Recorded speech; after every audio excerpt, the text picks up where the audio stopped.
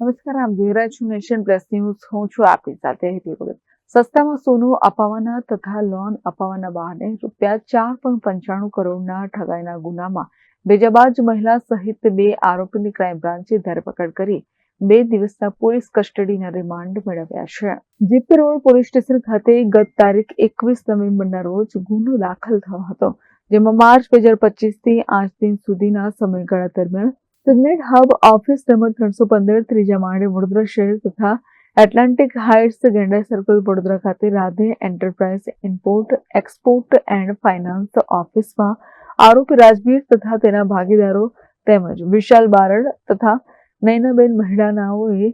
ફરિયાદીને ઓછી કિંમતે સોનું આપવાની લાલચ આપી હતી અને રૂપિયા પડાવી લઈ વિશાલ તથા નયના મહેડાએ ફરિયાદીને લોન અપાવવા બાબતે આરોપીઓએ અન્ય આરોપીઓ સાથે મળી ગુનાહિત કાવતરું રચી ફરિયાદીને વિશ્વાસ ભરોસો આપ્યો હતો. બાદમાં ફરિયાદી પાસેથી સસ્તું સોનું અપાવવાના બહાને ₹4,61,50,000 તથા આરોપી વિશાલ બારડનાએ પોતે લોન એજન્ટ હોવાનું જણાવી ફરિયાદીને ₹10 કરોડની લોન આપવા માટે બેંકના મેનેજરને કમિશન પેટે એડવાન્સ આપવાના જણાવી કુલ ₹31 લાખ મેળવી લઈ આરોપીઓએ ફરિયાદી પાસેથી ₹4,92,50,000 જેટલી માતબર રકમ પડાવી લઈ ફરિયાદીને નક્કી કર્યા મુજબનું સોનું કે લોન નહીં અપાવડાવી બનાવટી પોલીસ ઉભી કરી ફરિયાદી સાથે વિશ્વાસઘાત ઠગાઈ કરી ગુનો કર્યો હતો.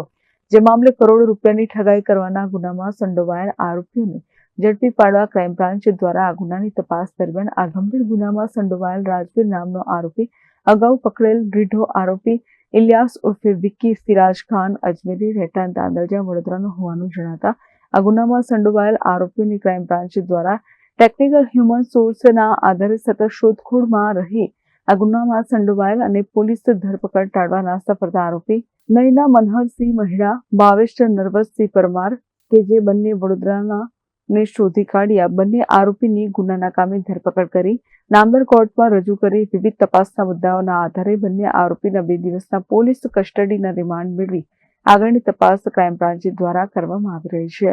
Bureau report, Nation Plus News, Vadodara. સમાચારોના સતત અપડેટ મેળવવા માટે અમારી નેશન પ્લસ ન્યૂઝની યુટ્યુબ ચેનલને સબસ્ક્રાઇબ કરો, બેલ આઇકન દબાવો અને જોડાયેલા રહો ફેસબુક, ઇન્સ્ટાગ્રામ અને ટ્વિટર પર.